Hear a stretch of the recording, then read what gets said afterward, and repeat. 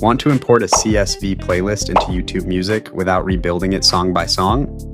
In this video, I'll show you the easiest way to do it with Playlist Go in just a few minutes. Let's get started. First, download and install Playlist Go on your computer. Once it's installed, open the app.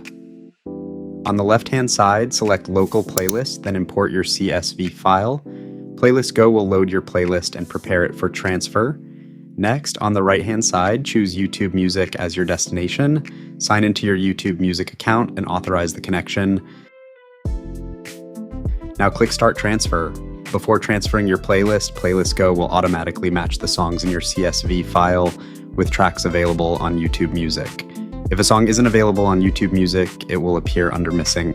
But don't worry, Playlist Go has a very high match rate, so in most cases, it finds almost every song successfully.